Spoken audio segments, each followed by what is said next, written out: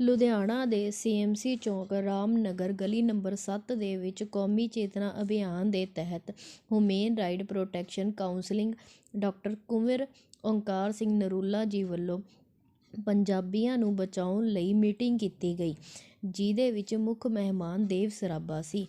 ਇਸ ਵਿੱਚ ਰਾਜੀਵ ਜੌਲੀ ਖੋਸਲਾ ਨੇ ਕਾਉਂਸਲਿੰਗ ਦੇ ਚੇਅਰਮੈਨ ਕੁੰਵਰ ਓਂਕਾਰ ਸਿੰਘ ਨਰੂਲਾ ਜੀ ਦੀ ਪੰਜਾਬ ਵਿੱਚ ਪਕੜ ਨੂੰ ਦੇਖਦੇ ਹੋਏ ਕਿਹਾ ਕਿ ਪੰਜਾਬ ਨੂੰ ਉਜਵਲ ਬਣਾਉਣ ਲਈ ਰਾਜਨੀਤਿਕ ਦਲਾਂ ਨਾਲ ਸੰਪਰਕ ਕਰਨਾ ਚਾਹੀਦਾ ਹੈ। ਇਸ ਵਿੱਚ ਮੁਹੰਮਦ ਨਜ਼ੀਰ, ਜੀਤ ਸ਼ਰਮਾ, ਕਰਮਜੀਤ ਸਿੰਘ ਚੌਹਾਨ, ਪੂਨਮ ਸ਼ਰਮਾ, ਰਾਜकुमार सिद्धू आदि शामिल ਸੀ। ਤੁਸੀਂ देख रहे हो लुधियाना तो मोनिका ਦੀ एक खास रिपोर्ट। मुझे काबुल जाने की सलाह दी, पर जब मैं वजीराबाद तक पहुंचा था वहीं पर मुझे आत्मग्लानि का अनुभव हुआ और मैंने कहा नहीं, मैं हिंदुस्तान में जाकर अपना ये देश के लिए बलिदान दूंगा। फिर मैं जब वापस आया तो यहाँ पर राजेंद्र सिंह नाम का एक क्रांतिकारी था। मैं उससे कुछ हथियार लेने जा रहा था, पर दुर्भाग्यवश पुलिस ने मुझे पकड़ लिया और जेल में डाल दिया, लाहौर जेल में डाल दिया। दोस्तों, जब मुझे जेल में डाला गया, एक बार मेरे दादाजी आए और उन्होंने कहा कि तू मूर्ख है क्या? सारे रिश्तेदार तुझे मूर्ख बता रहे हैं, किस चीज की कमी है तेरे को? तो मैंने कहा, ये जितने रिश्तेदार मुझे मूर्ख बता रहे हैं ना, ये आज ना कल किसी ना किसी बीमारी से मर जाएंगे, लेकिन मैं देश के लिए अपने प्राणों को न्यौछावर कर दूंगा। और देश के लिए मरने का मौका बहुत कम लोगों को नसीब होता है। मिलेंगे जमाने भर में आज कोर्ट की ट्रायल पे ले जाया गया, तो उन्होंने मुझसे पूछा कि तुमने ऐसा क्यों किया? तो मैंने कहा क्योंकि मैं हिंदुस्तान की क्रांति का समर्थक हूं और मैं इसीलिए अमेरिका से हिंदुस्तान आया हूं। और हिंदुस्तानियों, तुम सारे के सारे इकट्ठे हो जाओ इन अंग्रेजों के देश और इनको यहां से जड़ उखाड़ कर फेंक दो। जज ने कहा, 19 साल की उम्र के अंदर इतनी क्रांति की भावना, यह लड़का आने वाले समय में अंग्रेजों के लिए बहुत प्रॉब्लम क्रिएट करेगा। तो उन्होंने कहा कि हम तुम्हें फांसी की सजा देंगे। मैंने कहा कि अगर तुम मुझे मृत्यु दंड देते हो तो ये मेरा सौभाग्य होगा, तो ये मेरा सौभाग्य होगा। उसके बाद उन्होंने 63 लोगों पर मुकदमा चलाया, जिसमें से 24 लोगों को फांसी की सजा सुनाई गई और उनमें से 6 लोग हम थे, जिसमें से एक थे हरनाम सिंह जी, एक थे स्वर्ण सिंह जी, जगत सिंह जी, खयाम सिंह जी और विष्णु गणेश पिंगले और मैं। 16 नवंबर 1915 को मुझे फांसी दे दी गई। मेरे आखिरी शब्द थे, हे ईश्वर, मैं तेरे से प्रार्थना करता हूं, हे ईश्वर, मैं तेरे से प्रार्थना करता हूं कि अगर पुनर्जन्म जैसी कोई चीज होती है, तो मेरा हिंदुस्तान में जब तक जन्म होता रहे, जब तक हिंदुस्तान स्वतंत्र नहीं हो जाता, शहीदों की चिताओं पर लगेंगे हर बरस मेले, शहीदों की चिताओं पर लगेंगे हर बरस मेले। वतन पर मिटने वालों का यही बाकी निशा होगा। जय हिंद, जय भारत। और राजपुरे में खत्म हो जाता है भौगोलिक स्थिति के हिसाब से। लेकिन पंजाब और पंजाबियत पूरे वर्ल्ड में है। जहां पंजाब और पंजाबियत नहीं ना, वहां इंसानियत नहीं है। अगर आपको जहां इंसान मिलता ना, तो आप समझ लीजिए कि वो जहां तो पंजाब है, जहां पंजाब की धरती से होके आया। तो ये पंजाब की मिट्टी है। बड़े राजनेता आते हैं पंजाब में, दिल्ली से ही आते हैं, क्योंकि जितना भी होता है काम दिल्ली से ही होता है। वो कहता जी पंजाब के लोगों को हम आटा देंगे, कोई कहता जी हम दाल देंगे, कोई कहता जी बिजली के मीटर देंगे, कुछ कनेक्शन देंगे। पहली बात तो मैं जो ये क्लियर कर दूं, पंजाब है, पंजाब ने सब कुछ दिया है, जो किसी ने कुछ नहीं दिया वो उसने दिया है। अगर इस किसी को देश को खून की जरूरत पड़ी वो भी दिया है, हर तरह दिया है, जीते जी भी दिया, जीने के बाद भी दिया, मरने के बाद भी दिया। वो एग्जाम्पल दे दूंगा, आप जाके गूगल पे सर्च करके देख लेना।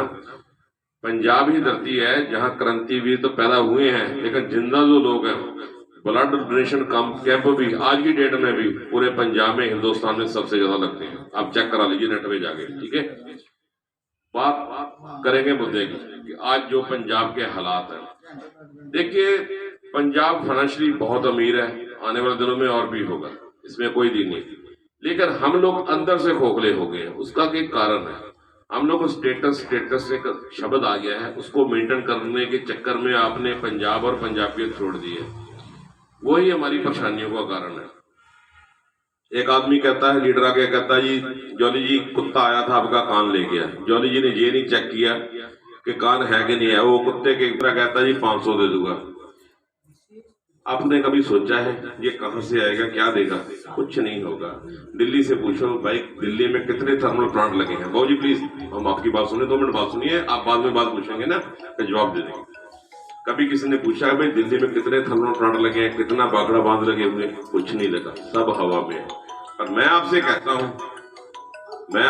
हूं अभी कुछ चंद रोज में सिस्टम सामने आ जाएगा, पर मैं आपको रिटर्न में एफिडेविट देता हूं, आप जाके हाई कोर्ट में सबमिट कर दीजिए।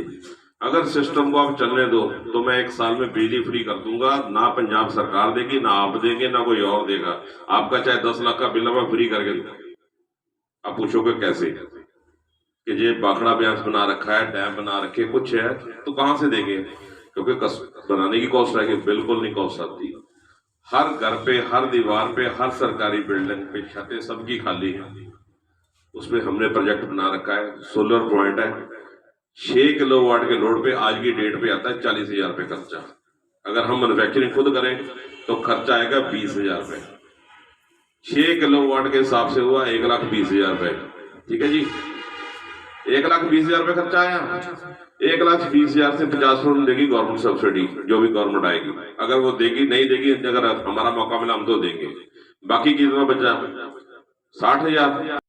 अपने रोजी रोटी के लिए, पढ़ने के लिए जब उन्होंने उसमें अलग जगाई तो उन्होंने आकर यहाँ पर आके हंगामा किया और अंग्रेजों को जब खला तो इनको उन्होंने गिरफ्तार करके उनको वीरगति पे दिया। ऐसे ही पंजाब की धरती से हमारे भगत सिंह जी, राजगुरु, सुखदेव, शहीद उधम सिंह जी, जिन्होंने 1940 में लंदन में जाकर ਬਣਦਾ ਸਤਿਕਾਰ ਸਾਡੀਆਂ ਸਮੇਂ ਦੀਆਂ ਸਰਕਾਰਾਂ ਨੇ ਨਹੀਂ ਦਿੱਤਾ। ਹਾਂਜੀ, ਅੱਜ ਤੱਕ 74 ਸਾਲ ਹੋ ਚੁੱਕੇ ਨੇ। ਹੁਣ ਤੱਕ ਸਾਡੀਆਂ ਜਿਹੜੀਆਂ ਨਕਮੀਆਂ ਸਰਕਾਰਾਂ ਨੇ ਸਿਰਫ ਉਹਨਾਂ ਦੇ ਸ਼ਹੀਦੀ ਦਿਹਾੜਿਆਂ ਤੇ ਆ ਕੇ, ਉਹਨਾਂ ਦੇ ਜਨਮ ਦਿਹਾੜਿਆਂ ਤੇ ਆ ਕੇ ਸਿਰਫ ਡਰਾਮੇ ਕਰਦੇ ਨੇ ਕਿ ਅਸੀਂ ਸ਼ਹੀਦਾਂ ਦੀ ਆਹ ਕਰਾਂਗੇ, ਅਸੀਂ ਆਹ ਉਹ ਕਰਾਂਗੇ। ਜਿਵੇਂ ਮੇਰਾ ਪਿੰਡ ਸਰਾਭਾ, ਉਹਦੇ ਵਿੱਚ ਜੇ ਮੈਂ ਜਿੰਨੇ ਵੀ ਲੀਡਰ ਅੱਜ ਤੱਕ ਦੇਖਿਆ, ਉਹ ਭਾਵੇਂ ਅਕਾਲੀ ਦਲ ਦੇ ਹੋਣ ਭਾਵੇਂ ਕਾਂਗਰਸ ਦੇ ਹੋਣ, ਸਾਨੂੰ ਹੁਣ ਤੱਕ ਉਹਨਾਂ ਨੇ, ਜਿਵੇਂ ਬਾਬੂ ਜੀ ਨੇ ਕਿਹਾ ਸੀ ਲੋਲੀਪੌਪ, ਸਰਾਭੇ ਦੇ ਪਰਿਵਾਰ ਨੂੰ, ਸਰਾਭੇ ਦੇ ਵਾਰਸਾਂ ਨੂੰ ਹੁਣ ਤੱਕ ਦੇ ਜਿਹੜੇ ਨਿਕੰਮੇ ਲੀਡਰ ਨੇ ਉਹਨਾਂ ਨੇ ਲੋਲੀਪੌਪ ਹੀ ਦਿੱਤੇ ਨੇ। ਜੇ ਉਹਨਾਂ ਨੇ ਸ਼ਹੀਦਾਂ ਦਾ ਸਤਿਕਾਰ ਕੀਤਾ ਹੁੰਦਾ ਤਾਂ ਅੱਜ ਤਕਰੀਬਨ 25 ਸਾਲ ਤੋਂ ਲੜਾਈ ਤਾਂ ਲੜ ਰਿਹਾ ਵਾਂ ਕਿ ਸ਼ਹੀਦਾਂ ਨੂੰ ਬਣਦਾ ਸਤਿਕਾਰ, ਉਹਨਾਂ ਨੂੰ ਕੌਮੀ ਸ਼ਹੀਦ ਦਾ ਦਰਜਾ ਦਿੱਤਾ ਜਾਵੇ। ਉਹ ਇਕੱਲੇ ਕਰਤਾਰ ਸਿੰਘ ਸਰਾਭਾ ਜੀ ਨੂੰ ਕਿਉਂ, ਉਹ ਭਗਤ ਸਿੰਘ जी ਨੂੰ, साडे ऊधम सिंह जी ਨੂੰ, जिन्हों ने भी देश। ठीक है, मैं थोड़ा विषय पे मुद्दे पे आ गया हूँ। देखिए, आपने कहा कि क्रांतिकारों को कभी भी गवर्नमेंट ने किसी भी, चाहे किसी भी पार्टी की रही, वो बनता मान सम्मान उनके परिवारों को नहीं है। उधम सिंह की फैमिली के लोग भट्टे पे काम करते रहे हैं, मेरे पास ऐसी हजारों लिस्टें हैं। उसमें दिक्कत है, उसमें दिक्कत क्या है, अगर सिस्टम को, समाज को पता चल गया कि शहीद करतार सिंह सराभा के लोगों के कारण आजादी मिली है तो ये हीरो बन जाएंगे डॉक्यूमेंट्स में। दिल में नहीं, दिल में तो आज भी यही हीरो है, दिल में आज भी यही हीरो है। तो जो मौके की सरकार होती है ना, वो नाम रखे होंगे। अभी मैं धीरे धीरे आपको नाम बताऊंगा। पहले गदर लहर के टाइम गदर पार्टी के लोग थे, ये गद्दार थे। आज गदर है वो गद्दार थे। फिर वो बब्बर हो गए। ठीक है जी, सही चल रहा हूँ। कुछ में सफा चेंज हुआ, फिर नक्सली हो गए। नक्सली कौन है? वो अपने हक के लिए लड़ रहे हैं, आदिवासी जमीनों जंगलों की खत्म कर रहे हैं, वो उसके लिए लड़ रहे हैं, वो नक्सली हो गए। दिल्ली के अस्पतालों में जो बाहर से लोग आके इलाज करा रहे हैं, उनकी वजह से दिल्ली के अस्पताल खोल रहे हैं। मैं दिल्ली के अस्पतालों में बाहर के लोगों का इलाज नहीं चाहता। तो ऐसे दिल्ली के मुख्यमंत्री अगर पंजाब में आके करेंगे तो आप सोचो क्या होगा। जिनकी सोच ऐसी है कि इलाज दिल्ली के अस्पताल में बाहर के लोगों का ना आपत्ति थी जिनको, वो मुख्यमंत्री हैं दिल्ली में, यहाँ आके पंजाब में पैर बजार रहे। तो हमें सरकार की नीति और नीयत का विरोध करना है। हमने जनहित के लिए, राष्ट्र हित के लिए शिक्षा, स्वास्थ्य, सुरक्षा, रोजगार, जो आम जनमानस की जरूरत है, वो हमने पूरी करनी है। ਅੱਜ ਸਾਨੂੰ ਸਰਾਭਾ ਜੀ ਪੁੱਛਦੇ ਨੇ ਉਹ ਪੰਜਾਬ ਕਿੱਥੇ ਮੇਰਾ, ਜਿਹਦੇ ਬਾਰੇ ਮੈਂ ਸੋਚ ਕੇ ਗਿਆ ਸੀ, ਜਿਹਦੇ ਪਿੱਛੇ ਅਸੀਂ ਸ਼ਹੀਦੀਆਂ ਦਿੱਤੀਆਂ। ਅਸੀਂ 19 ਸਾਲ ਦੇ ਵਿੱਚ, 17 ਸਾਲ ਦੇ ਵਿੱਚ ਅਸੀਂ ਕੀ ਦੇਖਿਆ ਸੀ? ਸਾਡੀ ਇਹ ਜਵਾਨੀ ਵੀ ਨਹੀਂ ਸੀ ਚੜ੍ਹੀ, ਅਸੀਂ ਇੰਨੀਆਂ ਸ਼ਹੀਦੀਆਂ ਦੇ ਕੇ ਅਸੀਂ ਤੁਹਾਨੂੰ ਆਜ਼ਾਦੀ ਦੇ ਕੇ ਗਏ। ਅੱਜ ਉਹ ਕਹਿੰਦੇ ਨੇ ਕਿੱਥੇ ਆ ਸਾਡਾ, ਅਸੀਂ ਕਿੱਥੇ ਆ? ਸਾਨੂੰ ਸਿਰਫ ਉਦੋਂ ਹੀ ਯਾਦ ਕੀਤਾ ਜਾਂਦਾ ਹੈ। ਸਾਡਾ ਇੱਕ ਸ਼ਹੀਦੀ ਦਿਵਸ ਮਨਾਇਆ ਜਾਂਦਾ ਸਾਲ ਦੇ ਵਿੱਚ, ਇੱਕ ਸਾਡਾ ਜਨਮ ਦਿਹਾੜਾ ਮਨਾਇਆ ਜਾਂਦਾ। ਵੱਡੇ ਵੱਡੇ ਸਰਕਾਰਾਂ ਦੇ ਵੱਡੇ ਵੱਡੇ ਮੰਤਰੀ ਉੱਥੇ ਜਾਂਦੇ ਨੇ, ਉਹਨਾਂ ਦੇ ਬੁੱਤ ਨੂੰ ਗੰਗਾ ਜਲ ਨਾਲ ਧੋਂਦੇ ਨੇ, ਦੁੱਧ ਨਾਲ ਧੋਂਦੇ ਨੇ, ਫਿਰ ਫੁੱਲਾਂ ਦੇ ਹਾਰ ਚੜਾ ਕੇ ਤੇ ਉਸ ਤੋਂ ਬਾਅਦ ਆਪਣਾ ਗੱਡੀਆਂ ਟੂ ਟੂ ਕਰਦੀਆਂ ਜਾਂਦੀਆਂ, ਹੂਟਰ ਜਾਂਦੀਆਂ ਆਉਂਦੀਆਂ ਨੇ। ਕੋਈ ਉਹਨਾਂ ਨੂੰ ਉਸ ਤੋਂ ਬਾਅਦ ਨਾ ਉਹਨਾਂ ਦੇ ਪਰਿਵਾਰਾਂ ਨੂੰ ਕੋਈ ਪੁੱਛਦਾ ਤੇ ਨਾ ਅੱਜ ਤੱਕ ਕਿਸੇ ਨੇ ਪੁੱਛਿਆ। ਔਰ ਇਹ ਕਰਪਸ਼ਨ ਦਾ ਦੇਸ਼ ਬਣ ਚੁੱਕਿਆ। ਰਿਸ਼ਵਤ ਤੋਂ ਬਿਨਾਂ ਇਸ ਦੇਸ਼ ਵਿੱਚ ਕਦੀ ਕੋਈ ਕੰਮ ਨਹੀਂ ਹੋਇਆ, ਅੱਜ ਤੱਕ ਨਹੀਂ ਹੋਇਆ। ਤੇ ਇਹ ਸ਼ਹੀਦ ਉਹ ਪੁੱਛਦੇ ਨੇ ਵੀ ਅਸੀਂ ਇਹ ਸੋਚ ਕੇ ਤੁਹਾਨੂੰ ਆਜ਼ਾਦੀ ਦਿੱਤੀ, ਅਸੀਂ ਆਪਣਾ ਜਿਹੜਾ ਖੂਨ ਡੋਲ ਕੇ ਗਿਆ, ਇਹ ਕਰਕੇ ਖੂਨ ਡੋਲਿਆ ਸੀ ਅਸੀਂ? ਨਹੀਂ, ਇਹ ਸਾਨੂੰ ਇੱਕ ਬਾਬਾ ਸਾਹਿਬ ਅੰਬੇਦਕਰ ਸਾਹਿਬ ਨੇ ਸਾਨੂੰ ਇੱਕ ਅਧਿਕਾਰ ਦੇ ਕੇ ਗਏ ਸੀ, ਇੱਕ ਜਿਹੜਾ ਵੋਟ ਦਾ ਅਧਿਕਾਰ ਸਾਨੂੰ ਦਿੱਤਾ ਸੀ। ਅਸੀਂ ਅੱਜ ਉਹੀ ਅਧਿਕਾਰ ਆਪਣਾ ਵੇਚ ਰਹੇ ਹਾਂ। ਉਹ ਵੇਚਦੇ ਕਿੱਦਾਂ? ਚੰਦ ਸ਼ਰਾਬ ਦੀਆਂ ਬੋਤਲਾਂ ਪਿੱਛੇ, ਚੰਦ ਅਸੀਂ। ਹਾਂਜੀ सर। जय हिंद, इनकलाब जिंदाबाद, वंदे मातरम, वंदे मातरम।